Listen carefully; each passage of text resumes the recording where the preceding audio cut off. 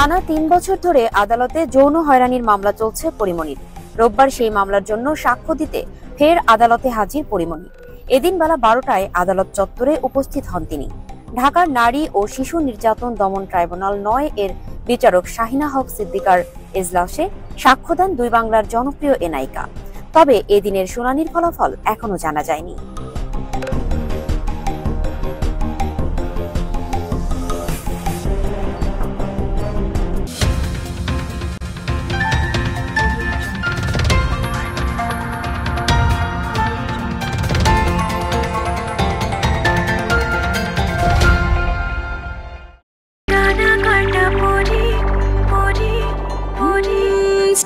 টানা ৩ বছর ধরে আদালতে যৌন হয়রানির মামলা চলছে পরিমণির। রোববার সেই মামলার জন্য সাক্ষ্য দিতে ফের আদালতে হাজির পরিমণি।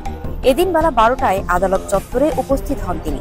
ঢাকার নারী ও শিশু নির্যাতন দমন ট্রাইব্যুনাল ৯ এর বিচারক শাহিনা হক সিদ্দিকার এজলাসে সাক্ষ্য দেন দুই বাংলার জনপ্রিয় এ নায়িকা। তবে এদিনের শুনানির ফলাফল এখনো জানা যায়নি।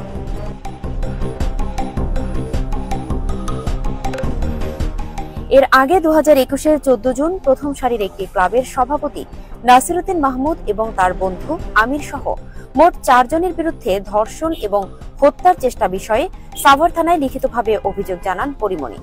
ওই বছরের ৬ September police officer Kamal Hossain Nasir সহ ৩ জনের বিরুদ্ধে আদালতে অভিযোগপত্র জমা দেন তিনি।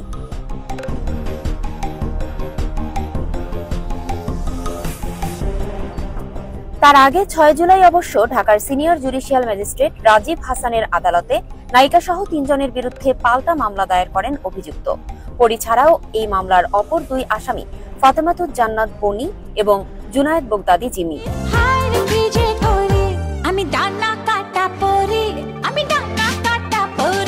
অভিযুক্তের অভিযোগ, এরা প্রায় নাকি নামি দামি ক্লাবে গিয়ে বিনামূল্যে মদ্যপান করেন, আবার বাড়ির জন্য নিয়েও যান।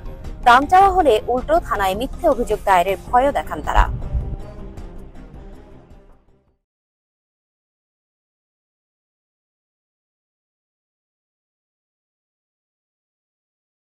২০২২-এর ১৮ মে পরিমণির দায়ের করা অভিযোগ অনুযায়ী অভিযুক্তদের বিরুদ্ধে মামলা শুরুর নির্দেশ দেয় আদালত।